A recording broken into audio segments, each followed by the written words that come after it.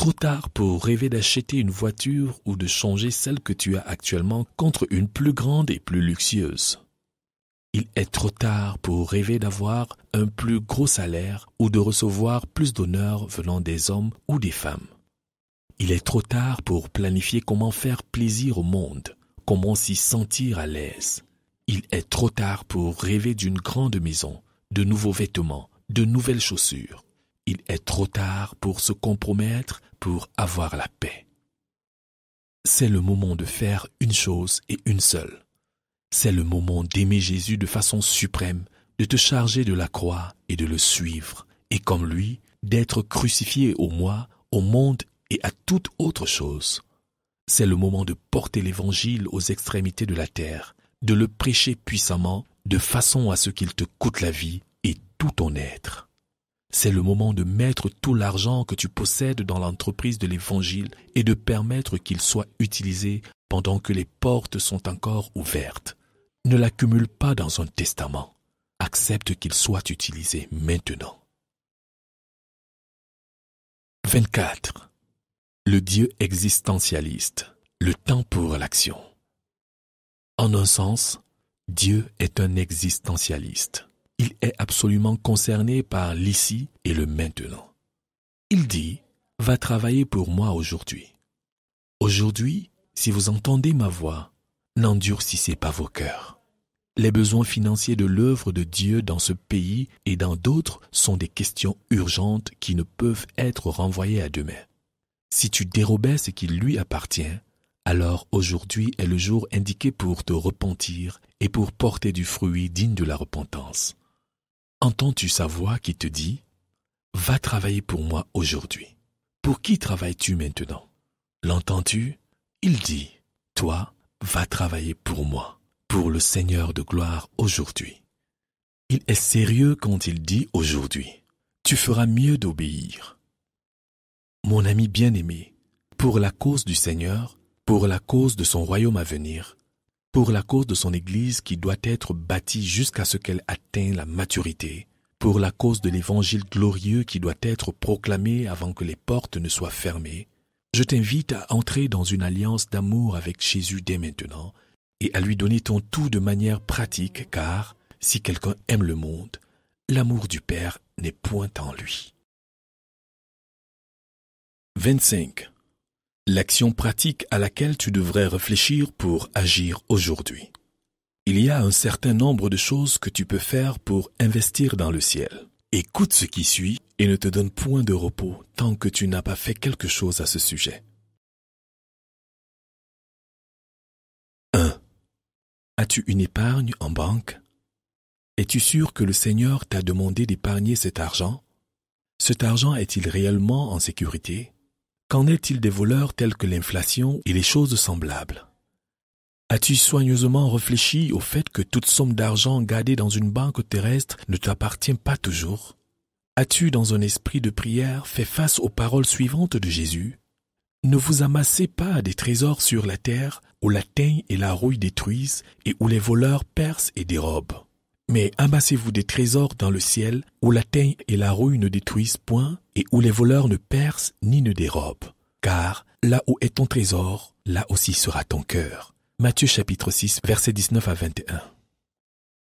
Ce que tu as en banque ne t'appartient en réalité pas. Cela peut devenir la propriété d'un autre n'importe quand. Ta seule épargne est ce que tu as déjà envoyé dans la banque du ciel en investissant dans le Seigneur et dans son service. L'argent non encore transféré au ciel pourrait ne jamais l'être. L'avenir est très incertain. Si tu es sage, agis maintenant. Est-il correct d'accumuler de l'argent dans un compte bancaire pour garantir tes besoins futurs pendant que les hommes périssent?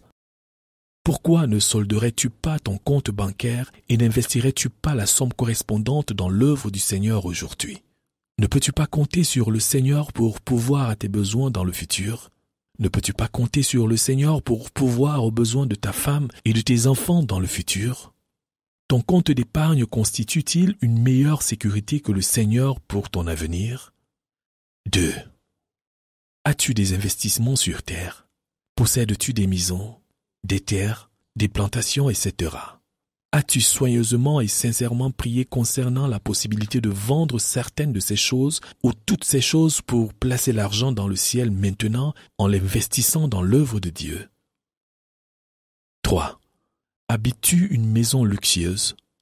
Le Fils de l'homme n'avait pas où reposer la tête. As-tu prié concernant la possibilité de déménager pour habiter une maison moins chère et ainsi accroître ton investissement dans le royaume de Dieu? D'ici 1000 ans, que tu aies habité un palais ou une hutte, cela importera peu. Cependant, ce qui importera, c'est le montant que tu auras accumulé dans ton compte céleste. 4. Possèdes-tu des bijoux? Vends-les et transfère l'argent dans ton compte céleste en l'investissant dans l'œuvre de Dieu. As-tu une chose quelconque dont tu n'as pas réellement besoin? Donne-la aux pauvres ou bien vends-la et investis cet argent dans l'œuvre de l'Évangile. 5. Considère ton budget. Peux-tu réduire le montant dépensé dans certains postes et accroître ainsi ton don à l'œuvre du Seigneur? N'y a-t-il pas des choses que tu devrais supprimer totalement? Un communiste avait dit ce qui suit. Nous vivons dans une pauvreté virtuelle. Nous remettons au parti chaque sou que nous gagnons au-dessus de ce qui nous est absolument nécessaire pour vivre. As-tu jamais considéré le fait que tu pourrais être incapable de gagner un communiste au Seigneur parce que sa consécration au communisme est plus grande que la tienne à Christ? À moins que toi aussi tu puisses dire « Je vis dans une pauvreté virtuelle. J'investis dans l'œuvre de l'Évangile chaque sou que je gagne au-dessus de ce qui m'est absolument nécessaire pour vivre. » Tu es peut-être un hypocrite. Tu es épris du monde. Tu n'as pas de message pour le communiste. 6. Ne dis pas que tu mènes une vie de sacrifice alors que des choses telles que boissons gazeuses, café, thé, etc. ornent ta table. Tu peux mener une vie saine, parfaite, être en bonne santé et même en meilleure santé sans aucune de ces choses. Tu peux te passer de plusieurs de ces choses que tu possèdes et vivre sans elles. Si l'Évangile ne t'a pas poussé à diminuer tes dépenses, il se peut que tu sois encore dans l'ancienne vie. 7. C'est un péché que de prier pour une chose quelconque qui est un luxe. Un luxe, c'est toute chose dont tu n'as pas besoin pour te maintenir vivant afin de te permettre d'apporter l'Évangile aux perdus. 8. Si tu es un disciple, il te faut réfléchir soigneusement aux raisons pour lesquelles tu devrais posséder les choses que le Seigneur Jésus et les premiers apôtres ne possédaient pas ou qui n'étaient pas leur préoccupation. Tu dois te poser cette question. Suis-je en train d'apprendre à vivre aussi simplement que vivaient Jésus et les apôtres? Où se trouve le luxe dans ma vie? Où se trouve la mondanité? Que puis-je faire à ce sujet maintenant? 9. Le Seigneur Jésus dit: celui qui est fidèle dans les moindres choses l'est aussi dans les grandes, et celui qui est injuste dans les moindres choses l'est aussi dans les grandes. Luc chapitre 16, verset 10. Donnes-tu fidèlement au Seigneur à partir de ton petit revenu? Combien as-tu donné l'an passé? Combien as-tu donné le mois passé? Combien donneras-tu à la fin de ce mois? Il est nécessaire de noter par écrit les montants réels et les regarder en face. Ne poursuis pas l'écoute tant que tu n'as pas mis par écrit ce que tu as donné l'an passé, le mois passé et ce que tu projettes donner ce mois-ci. 10.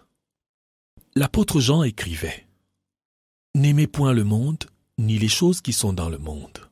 Si quelqu'un aime le monde, l'amour du Père n'est point en lui. Car tout ce qui est dans le monde, la convoitise de la chair, la convoitise des yeux et l'orgueil de la vie ne vient point du Père, mais vient du monde. Et le monde passe et sa convoitise aussi. Mais celui qui fait la volonté de Dieu demeure éternellement. 1 Jean chapitre 2, versets 15 à 17. Aimes-tu le monde? Aimes-tu les choses qui sont dans le monde? Si c'est le cas, alors sois assuré que l'amour du Père n'est point en toi. 11. L'apôtre Paul écrivait: c'est, en effet, une grande source de gain que la piété avec le contentement. Car nous n'avons rien apporté dans le monde, et il est évident que nous n'en pouvons rien emporter. Si donc nous avons la nourriture et le vêtement, cela nous suffira. Mais ceux qui veulent s'enrichir tombent dans la tentation, dans le piège et dans beaucoup de désirs insensés et pernicieux qui plongent les hommes dans la ruine et la perdition. Car l'amour de l'argent est une racine de tous les maux. Et quelques-uns, en étant possédés, se sont égarés loin de la foi et se sont jetés eux-mêmes dans bien de tourments. 1 Timothée chapitre 6, versets 6 à 10. Es-tu satisfait de ce que tu possèdes? Le manque de contentement est un péché. Le manque de contentement est un péché perpétuel. Es-tu donc en train de vivre dans un péché perpétuel? Comment peux-tu continuer avec le Seigneur Jésus alors que tu vis perpétuellement dans le péché? Es-tu en train de languir pour davantage d'argent et de biens? Repens-toi et transfère ce que tu as maintenant dans ton compte céleste. Fais-le tout de suite. Ne te laisse pas tromper. Demande au Seigneur de te montrer la vraie condition de ton cœur. 12. Désires-tu avoir ce que les autres possèdent? C'est de la convoitise. Désires-tu davantage de choses? Es-tu en train de garder ce qui n'est réellement pas nécessaire pour toi? C'est de la cupidité. Les cupides n'hériteront point le royaume de Dieu. La seule issue pour sortir de la convoitise est de te repentir et d'investir radicalement ton tout dans le royaume de Dieu. Fais-le maintenant et continue à le faire. 13. Ton trésor est soit sur la terre, soit au ciel. Ton cœur est là où se trouve ton trésor. Ainsi donc, ton cœur est soit au ciel, soit sur la terre. Où est-il? 14. Jésus avait investi au ciel. Les apôtres avaient investi au ciel. Tous les croyants consacrés investissent au ciel. Va et fais de même. 15. Commence à investir au ciel aujourd'hui.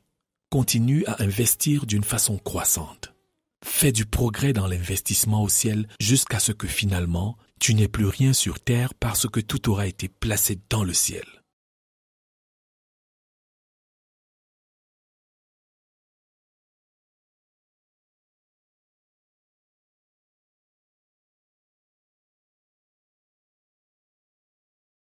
Très important. Si tu n'as pas encore reçu Jésus comme ton Seigneur et Sauveur, je t'encourage à le recevoir. Pour t'aider, tu trouveras ci-dessous quelques étapes à suivre. Admets que tu es un pécheur de nature et par habitude, et que par ton effort personnel, tu n'as aucun espoir d'être sauvé. Dis à Dieu que tu as personnellement péché contre lui en pensée, en parole et en acte. Dans une prière sincère, confesse-lui tes péchés l'un après l'autre. N'omets aucun péché dont tu te souviennes.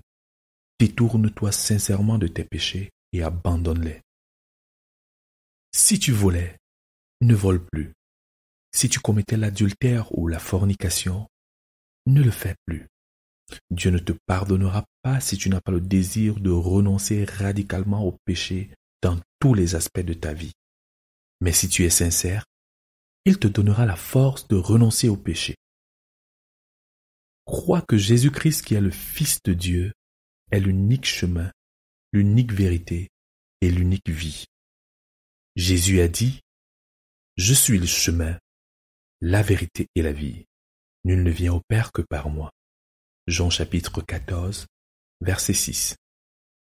La Bible dit, « Car il y a un seul Dieu et aussi un seul médiateur entre Dieu et les hommes, Jésus-Christ homme, qui s'est donné lui-même en rançon pour tous. » 1 Timothée chapitre 2, versets 5 à 6. Il n'y a sous le ciel aucun autre nom qui a été donné parmi les hommes, par lequel nous devions être sauvés. Actes chapitre 4, verset 12. À tous ceux qui l'ont reçu, à ceux qui croient en son nom, elle a donné le pouvoir de devenir enfants de Dieu. Jean chapitre 1, verset 12. Mais considère le prix à payer pour le suivre. Jésus a dit que tous ceux qui veulent le suivre doivent renoncer à eux-mêmes. Cette renonciation implique la renonciation aux intérêts égoïstes, qu'ils soient financiers, sociaux ou autres. Il veut aussi que ses disciples prennent leur croix et le suivent. Es-tu prêt à abandonner chaque jour tes intérêts personnels pour ceux de Christ? Es-tu prêt à te laisser conduire dans une nouvelle direction par lui? Es-tu prêt à souffrir et même à mourir pour lui si c'était nécessaire? Jésus n'aura rien à faire avec des gens qui s'engagent en moitié. Il exige un engagement total. Il ne pardonne qu'à ceux qui sont prêts à le suivre à n'importe quel prix. Et c'est eux qui le reçoivent. Réfléchis-y et considère ce que cela te coûte de le suivre. Si tu es décidé à le suivre à tout prix, alors il y a quelque chose que tu dois faire.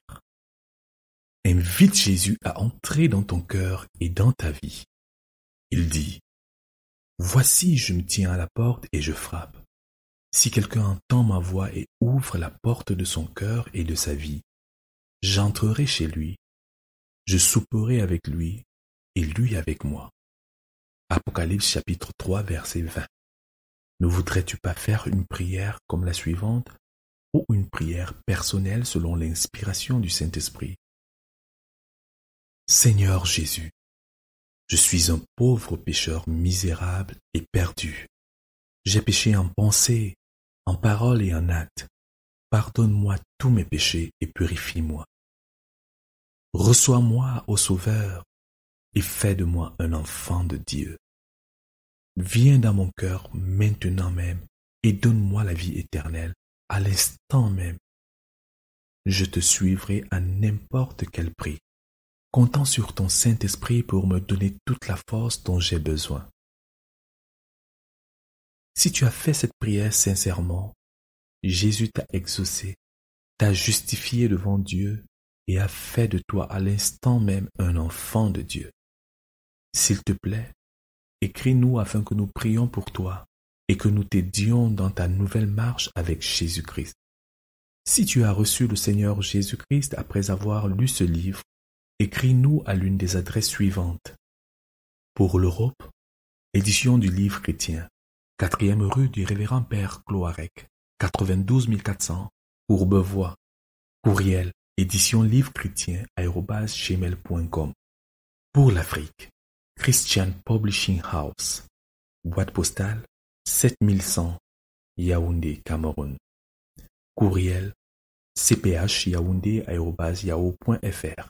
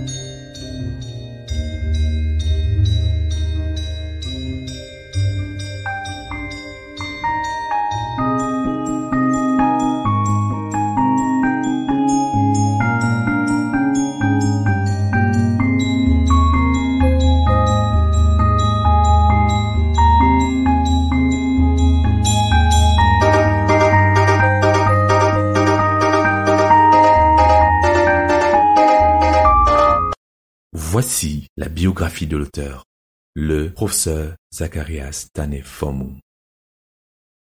Le professeur Fomoum est né le 20 juin 1945 au Cameroun. Il est né du Saint-Esprit le 13 juin 1956. Il a été enlevé au ciel le 14 mars 2009 au Cameroun.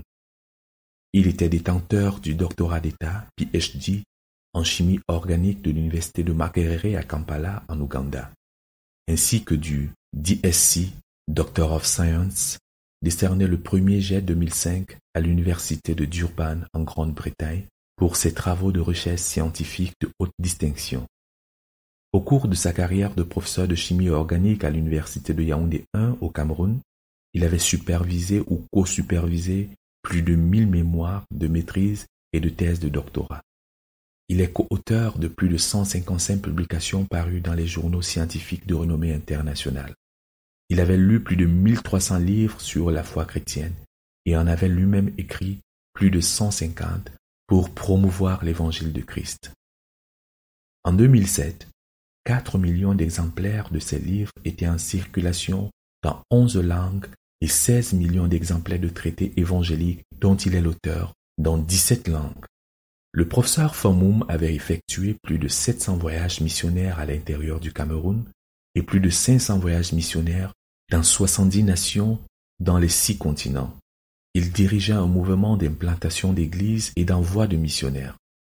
Lui et son équipe avaient vu plus de 10 000 miracles de guérison instantanée opérés par le Seigneur en réponse à la prière au nom de Jésus-Christ, notamment la guérison des maux de tête, des cancers, des personnes séropositives, des aveugles, des sourds, des muets, des boiteux, etc. Son épouse Priska et lui ont eu 7 enfants, tous engagés avec eux dans l'œuvre de l'Évangile. Priska Zei Fomoum est missionnaire national et international aux enfants. Le professeur Fomoum doit tout ce qu'il fut, tout ce que le Seigneur fit en lui et à travers lui aux faveurs et aux bénédictions imméritées de Dieu, ainsi qu'à son armée mondiale d'amis sans lesquels il n'aurait fait aucun progrès. À Jésus-Christ soit toute la gloire. Tu viens d'écouter le livre « Le chrétien et l'argent », écrit par le professeur Zacharias Tane Fomoum, 1988, Zacharias Tane Fomoum, tout droit réservé. Produit en 2020 par ZTF Books Online, l'unité de l'édition électronique du ministère du livre de la CMCI.